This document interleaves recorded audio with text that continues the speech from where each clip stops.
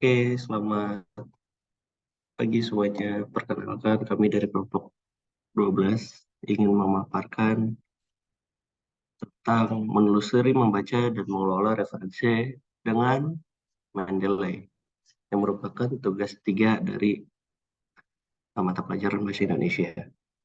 Oke, next.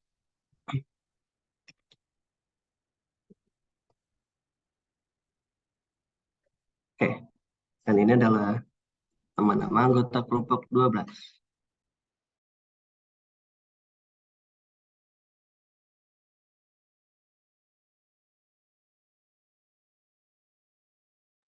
Saya Firzan Aulia Pasha dengan NRP akhir 003.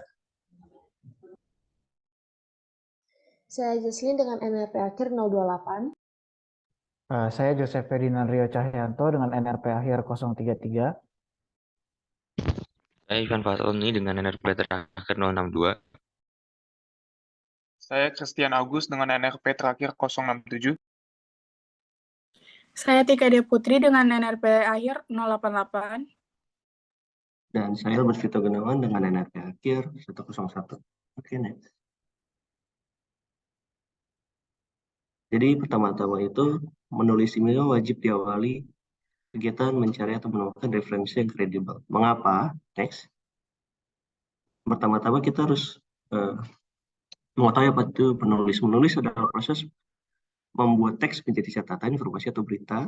Namun, menulis juga bisa berarti pembuatan, menuangkan gagasan atau kreativitas. Nah, menurut KBBI, ilmiah itu memiliki arti sifat ilmu secara ilmu pengetahuan atau syarat kaidah ilmu pengetahuan. Sehingga bisa disimpulkan, menulis ilmiah adalah kegiatan mengungkapkan pikiran atau gagasan secara tertulis yang sesuai dengan kaidah keilmuan. Biasanya ini bertujuan untuk menghasilkan karya ilmiah. Next. Nah, ini adalah contoh karya ilmiah. Ada artikel, makalah, dan skripsi. Artikel itu merupakan rangkaian atau karangan berdasarkan fakta dan opini yang dimaksudkan untuk dipublikasikan ke media, baik itu media cetak maupun media online. Sedangkan makalah adalah deskripsi tertulis yang membahas masalah tertentu dan memberikan diskusi dan penjelasan lebih lanjut tentang makalah tersebut. Dan skripsi adalah karya ilmiah hasil penelitian mahasiswa sarjana, biasanya adalah S1, yang mendiskusikan hasil penelitiannya sesuai kaidah penelitian dan kaidah laporan skripsi. Next. Nah, tujuan dari menulis sendiri adalah untuk memberikan informasi, membujuk, mendidik, dan menghibur. Informasi menurut KBBI adalah pemberian penerangan, pemberitahuan, dan kabar atau berita tentang sesuatu. Informasi itu juga merupakan keseluruhan makna yang menunjang amanat yang terlihat dalam bagian-bagian amanat itu. Nah, dari penjelasan ini maka bisa disimpulkan bahwa ketika memberikan suatu informasi, pembaca bisa mendapatkan pengetahuan atau informasi yang baru dari tulisan-tulisan tersebut. Oleh karena itu, harus adanya referensi yang kredibel. Next. Nah, referensi itu apa sih? Referensi itu merupakan sumber acuan, rujukan, atau sumber petunjuk.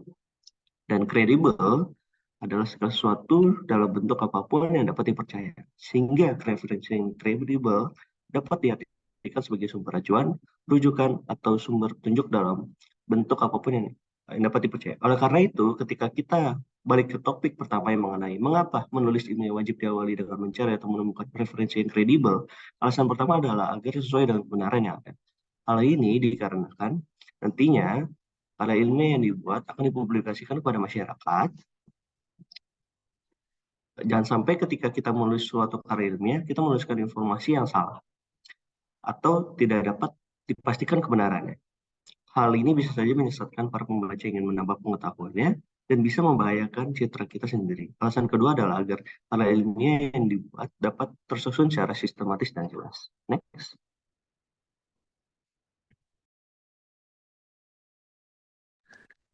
Selanjutnya adalah apa kriteria referensi yang kredibel.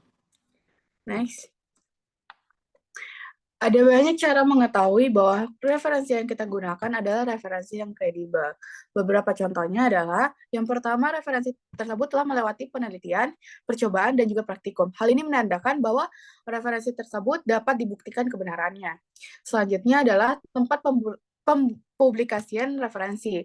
Lebih baik referensi tersebut dipublikasi di website yang legal dan resmi. Contohnya adalah website dengan domain pemerintah, universitas, dan domain resmi lainnya. Selanjutnya adalah telah melalui standar publikasi dan memiliki ISBN, ISSN, dan atau DOI. Terdapat daftar pustaka untuk melihat sumber yang digunakan oleh referensi yang akan kita gunakan. Dan selanjutnya adalah terdapat nama dari penulis referensi dan lebih baik jika ada institusi yang menaunginya. Selanjutnya adalah referensi yang kita gunakan objektif atau tidak dipengaruhi oleh pendapat pribadi. Next.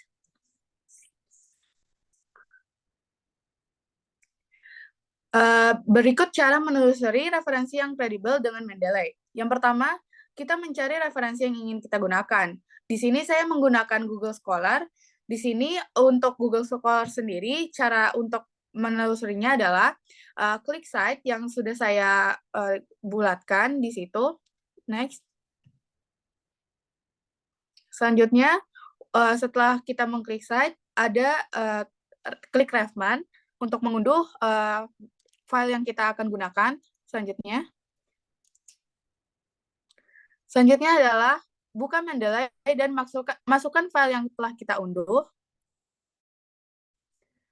Di sini saya lingkarkan untuk cara memasukkan filenya. Ada klik Add New. Selanjutnya,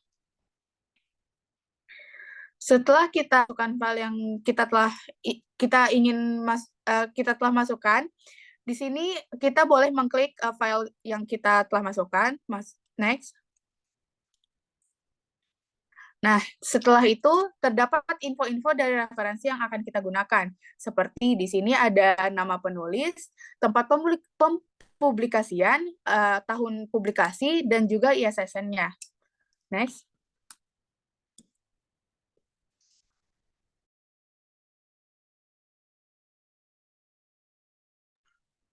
Selanjutnya adalah apakah menulis ilmiah wajib diawali kegiatan membaca referensi yang sudah ditemukan? Kemudian membaca itu sebenarnya termasuk kegiatan yang sulit atau mudah. Next. Jadi menulis ilmiah itu seperti yang sudah disampaikan di awal, wajib diawali dengan kegiatan membaca referensi. Tujuannya apa? Agar penulis memiliki gambaran mengenai apa saja yang akan ia tulis. Kemudian referensi yang dibaca itu menjadi hal yang sangat krusial dalam suatu kepenulisan ilmiah, karena semakin baik referensi yang digunakan dapat menjadi penentu baiknya suatu karya tulis ilmiah. Next.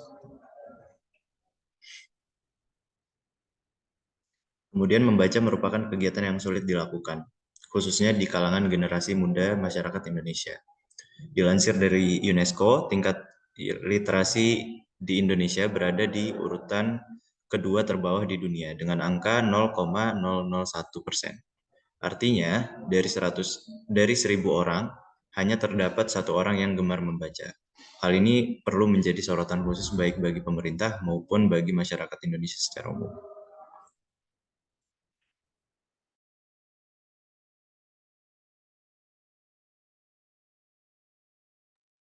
Ya, untuk selanjutnya bagaimana menjelaskan perbedaan yang pembaca yang baik dan juga pembaca yang buruk. Next. Seperti yang kita tahu, membaca adalah hal yang sudah biasa dilakukan oleh hampir semua orang, dari yang berusia muda hingga pun tua. Namun tidak semua orang memiliki tujuan membaca yang jelas atau mereka hanya sebatas membaca sekilas tanpa memerhatikan kata-kata yang ada dibaca dengan baik. Oleh karena itu, pembaca dibagi menjadi 2 kategori, yaitu pembaca yang baik dan juga pembaca yang buruk. Pembaca yang baik adalah pembaca yang memiliki tujuan yang jelas kenapa mereka membaca bacaan tersebut. Kemudian, pembaca yang baik juga harus menyesuaikan kecepatan pembacanya dengan sifat bacaan yang menuntut perhatiannya. Dan terakhir, pembaca yang baik juga harus membaca secara aktif dan juga kritis, di mana pembaca itu tidak hanya menerima informasi secara pasif, namun juga mengkritisi bacaan tersebut untuk memahami bacaan secara mendalam. Pembaca yang buruk gitu, kalau tadi yang saya sudah jelaskan, adalah kebalikan dari pembaca yang baik, yaitu pembaca yang tidak memiliki tujuan yang jelas atau pasti untuk apa mereka membaca suatu bacaan. Kedua, mereka tidak mengkritisi bacaan yang mereka baca dengan mendalami menyebabkan pembaca hanya seperti melihat tulisan saja dan tidak mengerti ataupun mengingat bacaan yang ada di mereka baca. Next. Ya, mungkin bagaimana caranya agar kita bisa mempersepsi membaca sebagai kebutuhan pokok sama seperti makan dan minum. Pertama, apakah membaca itu sepenting itu sampai harus disamakan dengan makan dan minum?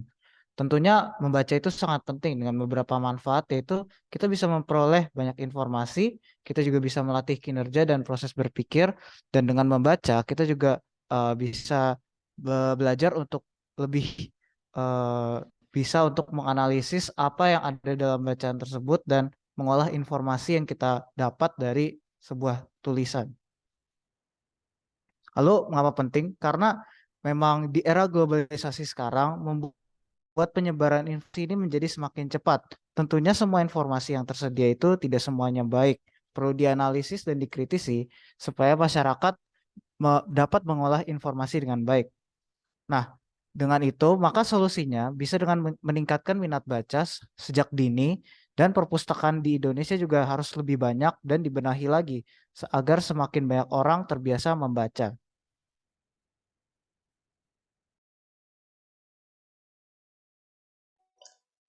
Nah, dari tadi kita sudah membahas tentang menulis ilmiah, referensi, dan juga membaca. Lantas, bagaimana caranya kita menyimpan referensi dengan aplikasi Mendeley?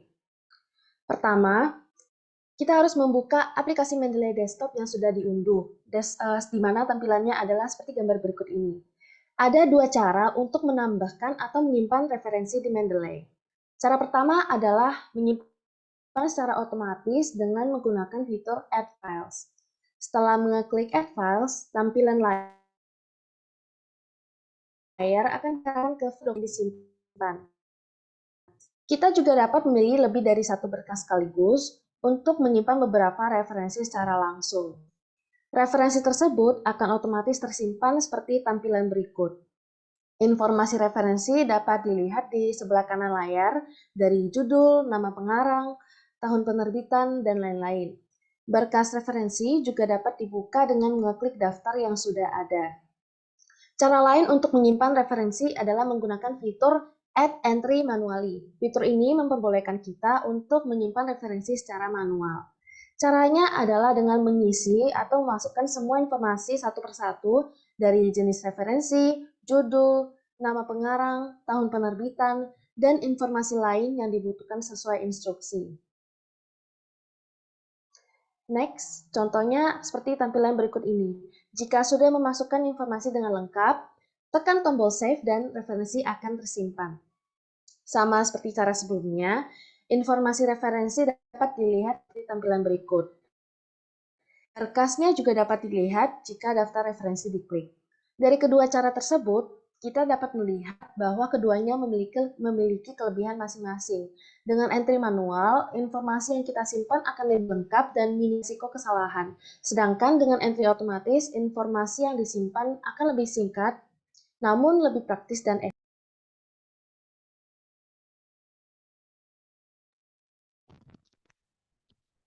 Baik, selanjutnya adalah kurang lebih untuk penjelasan praktik menggunakan Mendeley untuk menulis kutipan dan daftar pustaka di dalam Microsoft Word. Next. Ya, jadi sebenarnya ada kurang lebih ada 3. Jadi untuk yang pertama itu adalah yang kita lakukan harus mengkonekkan Mendeley dengan Microsoft Word dengan cara mengklik install plugin Microsoft Word di aplikasi Mendeley-nya. Next. Kemudian kita bisa mengklik insert citation sambil membuka aplikasi Mendeley-nya. Nanti tinggal tuliskan saja judul dari jurnal yang sebagai kutipannya. Next. Dan yang terakhir itu adalah menampilkan daftar pustaka. Jadi tadi kan ada yang otomatis dan manual. Untuk ini yang otomatis adalah klik insert bibliografi, dan untuk yang manual ada karena lebih lama, itu aja. Untuk penjelasannya seperti yang tadi. Mungkin itu aja. Terima kasih.